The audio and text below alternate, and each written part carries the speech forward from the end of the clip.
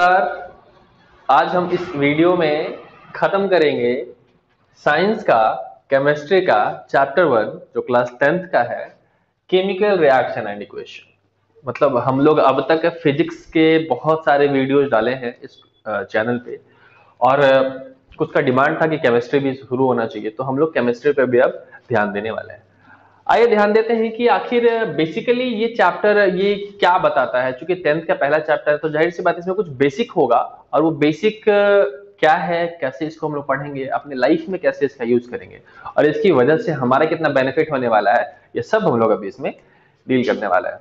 आइए ध्यान देते हैं। सबसे पहले तो वर्ड है केमिकल। आपको पता है साइंस का 3 ब्रांच है, फिजिक्स, केमिस्ट्री, बायोलॉजी। अब केमिकल है तो केमिकल के बारे में जो ब्रांच पढ़ाई करता है उसको केमिस्ट्री कहते हैं।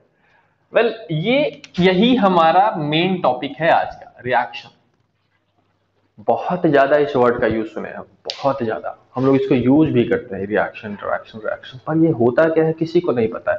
व्हाट इज रिएक्शन नहीं पता है, व्हाट इज रिएक्शन। तो बेसिकली साइंस इसको कैसे डिफाइन करता है, क्योंकि हम लोग को, आप लोगों को पता है कि साइंस जो है वो इंग्लिश डिक्शनरी से बहुत ज्यादा गैप में रहता है। सोचो कि आप सेल का मतलब क्या समझते हो, इंग्लिश में बेचना और फिजिक्स में बैटरी। रिएक्शन को बोला गया है कि रीअरेंजमेंट ऑफ एटम और मॉलिक्यूल ऑफ टू और more substance that come in contact with each other to form a new substance. नहीं समझ में आया? ठीक है, रीअरेंजमेंट क्या है ये जानने से पहले, केमिकल रिएक्शन वगैरह जानने से पहले हम लोग चलते हैं 6 या 7 क्लास में, जहां पे आप लोगों ने चेंजेस के बारे में पढ़ा होगा। अगर आप नहीं पढ़े हैं तो इसी में वो वीडियो आप जाके देख लेना। चेंजेस क्या है भाई? तो बोला गया कि बदलाव है। तो बदलाव भी 2 तरह का। एक बदलाव जो कंप्लीटली रिवर्सिबल है, मतलब वो फिर से अपने पुराने स्टेट में आ जाएगा। आप सोते हो, जाग जाते हो, आप जाग जाते हो फिर सो जाते हो, दैट इज रिवर्सिबल है, वो इरिवर्सिबल, सॉरी रिवर्सिबल है। दूसरा चेंजेस है इरिवर्सिबल। इसमें क्या होता है कि जो बदलाव एक बार हो गया सो हो गया, ये इरिवर्सिबल चेंज है। इसी को कैटेगरी में बांटा गया, फिजिकल चेंज और केमिकल चेंज। फिजिकल चेंज में क्या होता है, बहुत सारे डिफरेंसेस आप पढ़े हो, मैं बता देता हूं कि फिजिकल चेंज में क्या होता है कि न्यू सब्सटेंसेस का फॉर्मेशन नहीं होता है, सब्सटेंस फिर से अपने वापस चेंज में आ जाता है, उसमें एनर्जी का लॉस और गेन नहीं होता है, बहुत सारा बात है। इसी का जस्ट ऑपोजिट है केमिकल चेंज। केमिकल चेंज में होता है कि आपका नया सब्सटेंसेस का फॉर्म होगा, और ये सबसे इंपॉर्टेंट पॉइंट है केमिकल चेंज में, कि सबसे नया सब्सटेंस जो बनता है that is the reason behind the chemical change, और यही रीजन है कि वो इरिवर्सिबल चेंजेस है, मतलब वो दोबारा से वापस स्टेट में नहीं लाया जा सकता है। फॉर एग्जाम्पल कि आप अगर लकड़ी को जला दिए, इट मीन्स कि वो खत्म हो गया, उसमें से एनर्जी रिलीज हुआ, वो केमिकल चेंज है, वो वापस से फिर से लकड़ी नहीं बनेगा, और जो नया सब्सटेंस हमारा बना वो है एस, राख, और जो CO2 रिलीज हुआ हवा में वही। तो यहाँ पे भी तो वही चीज है ना भाई, कि यहाँ पे हम लोग देख रहे हैं कि कहा गया भाई न्यू सब्सटेंस का फॉर्मेशन हो रहा है, फॉर्म अ न्यू सब्सटेंस। इसका मतलब कि ये भी तो एक तरह का केमिकल चेंज है, यानी कि इसमें भी कुछ नया चीज बन रहा है। अब नया चीज बनता कैसे है, तो आप लोग पढ़े हैं एलिमेंट पीरियोडिक टेबल में, hydrogen, helium, lithium, beryllium, boron, carbon, ये सब एक्चुअली है क्या? तो ये सब एटम है। एटम में मतलब चेंजेस कैसे होता है, हम कैसे पहचानते हैं कि ये हीलियम है और ये हाइड्रोजन है?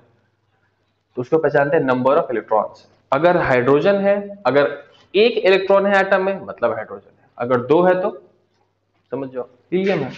उसी प्रकार से एटम ही इन सब के पीछे का रीजन है, यही जिम्मेदार है एटम, सॉरी इलेक्ट्रॉन ही जिम्मेवार है कि कौन सा एटम को क्या होना चाहिए, कौन सा रिएक्शन कैसे होना चाहिए। तो इसीलिए हम लोग पढ़ते हैं कि रीअरेंजमेंट ऑफ एटम या रीअरेंजमेंट ऑफ इलेक्ट्रॉन्स, किसी भी एटम में जब रीअरेंजमेंट होता है इलेक्ट्रॉन्स का और मॉलिक्यूल्स में, तो बोलते हैं कि वो केमिकल रिएक्शन होता है, रीअरेंज होता है। आप उसको फिर से बदल के कुछ नया चीज बना दे रहे हो, दैट इज कॉल्ड एटम या फिर रिएक्शन। अब इसमें हम लोग ये समझते हैं कि इसके एक एग्जांपल देख लेते हैं। सपोज कीजिए कि हमारे पास वो क्यूब है, आप लोग देखे होंगे पजल सॉल्व करते हैं बच्चों का खेलने वाला, आप उसको अगर जिस तरह से अरेंज करते हैं तो नया नया चीजें बन जाता है। या आपके पास जो वर्ड है, आप उसी वर्ड से अलग अलग चीज बना सकते हो, है ना? जैसे कि अब सोच लो कि आप एग्जाम्पल ले लो ना, क्या ले ले भाई, कौन सा एग्जाम्पल उठा ले, कोई भी एग्जाम्पल उठा लेते हैं। यही है एटम है, तो एटम है तो आपका ATOM, आप इसी को थोड़ा उलट पलट कर दीजिए तो MOAT, मोट, जो हम लोग इरिगेशन में यूज करते हैं। 8 क्लास में आप पढ़े होंगे इरिगेशन क्रॉप प्रोडक्शन में। तो देखो हम लोग कैसे लेटर्स को बदल के वर्ड चेंज कर दिए, उसका मतलब चेंज कर दिए। उसी तरह से यहाँ पे भी है, इलेक्ट्रॉन्स को बदल अदल के हम लोग क्या करते हैं, उसका पूरा का पूरा स्ट्रक्चर ही चेंज कर देते हैं, एक नया सब्सटेंस बना लेते हैं, और इसी नया सब्सटेंस बनाने के प्रोसेस को बोला जाता है रिएक्शन। हमारे इंट्रोडक्शन वीडियो में रिएक्शन को ऐसे डिफाइन करना है कि आप सोचिए कि कोई भी दो सब्सटेंस जब कांटेक्ट में आता है और आने के बाद उसके एटम्स में, उसके इलेक्ट्रॉन्स में रीअरेंजमेंट हो जाता है, दैट इज कॉल्ड रिएक्शन, क्योंकि उसमें नया सब्सटेंस हमारा बन जाता है। It is caused by electron, जानते हैं, जाहिर सी बात है, खत्म हो गया हमारा ये। अब देखते हैं कि रिएक्शन मतलब कैसे हम लोग समझते हैं कि रिएक्शन हो रहा है कि नहीं। देखिए एग्जांपल यहाँ देखो दिया हुआ है, Mg is for magnesium, O2 is for oxygen, 2MgO जो हमारा बना वो नया सब्सटेंसेस है। अब यहाँ देखते हैं कि है क्या, पूरा चीज समझते हैं। सबसे पहले देखते हैं कि रिएक्शन जो होता है उसको एक कैटेगरी में बांटा गया है। बोला गया है कि रिएक्शन में जब दो चीजें आपस में कॉन्टैक्ट में आता है उसको बोलते हैं product. The substance which take part in chemical reaction is called reactant. कोई भी दो सब्सटेंस जो आपस में रिएक्ट करता है, आपस में मिलता है, आपस में कंबाइन करता है, दैट इज कॉल्ड रिएक्टेंट। अब इसका ये मतलब नहीं कि हर वो सब्सटेंस आके मिलके और रिएक्शन करने लग जाएगा। सोचो कि ये मार्कर एक नया सब्सटेंस है, ये मेरा हाथ है, ये भी एक तरह का एटम का ही बना हुआ है, कोई रिएक्शन हो रहा है? नहीं हो रहा है। तो जरूरी नहीं है कि हर सब्सटेंस मिलकर रिएक्शन हो जाए, वो स्टेबिलिटी पे डिपेंड करता है। मैग्नीशियम, ऑक्सीजन, ये दोनों रिएक्टेंट है, और ये जो एरो आपको दिख रहा है केमिस्ट्री में, इसको रिएक्शन बोलते हैं, इसको बोलते हैं रिएक्शन। आप लोग इसको बहुत बार यूज करने वाले हैं। ये है रिएक्शन, इसको रिएक्शन कहते हैं। ये बता रहा है कि इन दोनों के बीच में रिएक्शन हो रहा है। यहाँ पे प्लस है, इसका मतलब ये दो सब्सटेंस अभी कंबाइन है, कांटेक्ट में है, पर ये एरो बताता है कि रिएक्शन हो रहा है, कंटिन्यू प्रोसेस में है। उसके बाद ये जो हमारा बना, इसको बोलते हैं प्रोडक्ट। मार धाड़ होने के बाद जो बचता है ये प्रोडक्ट है। और प्रोडक्ट को ऐसे डिफाइन करेंगे, the substance produced after a chemical reaction is called product. ये है हमारा बेसिक केमिकल रिएक्शन। अब बात करते हैं कि ठीक है, एटम्स में चेंज आ रहा है, इलेक्ट्रॉन्स में चेंज आ रहा है, रीअरेंजमेंट हो रहा है, पर इतना छोटा चीज हम लोग देख कैसे सकते हैं? हम लोग कैसे बता सकते हैं नेकेड आई से कि हाँ भाई वहां रिएक्शन हुआ? पॉसिबल नहीं है ना, आप एटम्स इलेक्ट्रॉन्स को थोड़ी देख सकते हो। तो हम लोग को पता कैसे चलेगा कि वहां पे इलेक्ट्रॉन्स जो है वो चेंज हुआ है और एक नया सब्सटेंस बना है? ठीक है, रात वगैरह तो देख के हम लोग बता देते हैं, पर यहाँ पर कैसे पता चलेगा? तो इसके लिए 5 कैरेक्टरिस्टिक्स बनाया गया है, बताया गया है, जिससे हम लोग ये बता सकते हैं कि वहां पे केमिकल रिएक्शन हुआ है। वो 5 कैरेक्टरिस्टिक्स क्या है, आइए देखते हैं कि कैरेक्टरिस्टिक्स क्या है, प्रॉपर्टीज क्या है, कैसे पता करेंगे हम लोग कि केमिकल रिएक्शन हो रहा है नहीं हो रहा है। पांचों जो है हमारे सामने रखा है, देखते हैं पहला क्या है। Evolution of gas, formation of precipitate, change in colour, change in temperature and change in state. एक एग्जांपल देखते हैं। आप एक पेपर लो, टर्न करो, उसको फाड़ दो। अब जब उसको हम लोग फाड़ेंगे तो क्या उसमें से गैस रिलीज होगा?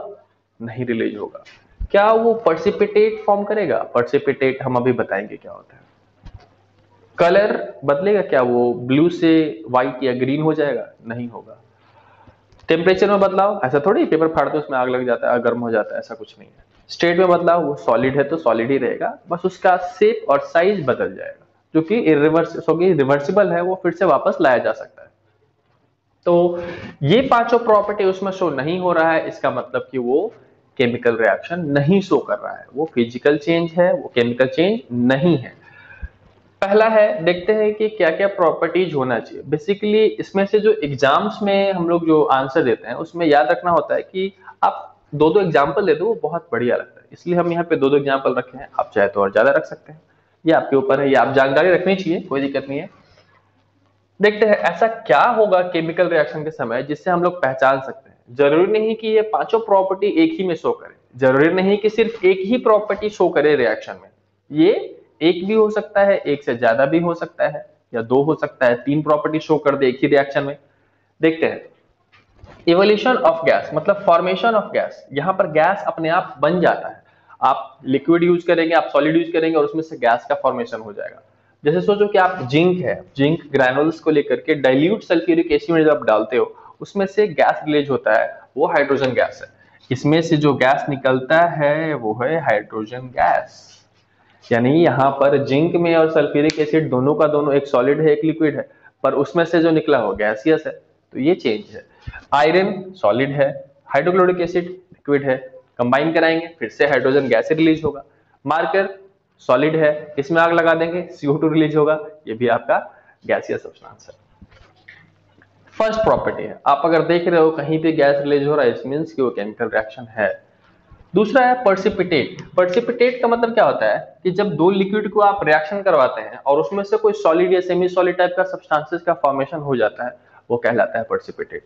मतलब बेसिकली इसको लोग ये भी बोलते हैं कि कोई ऐसा दो लिक्विड जिसका नाम बताओ जिसको कंबाइन करने से सॉलिड बन जाता है, तो दिमाग में आता ही नहीं क्या होगा क्या होगा, तो कुछ लोग बोलते हैं पकौड़ा, वो लिक्विड होता है सॉलिड में बदल जाता है पर एक्चुअली में ये है, देखिए potassium iodide liquid, lead nitrate liquid, इन दोनों को कंबाइन कराएंगे लीड आयोडाइड बनेगा।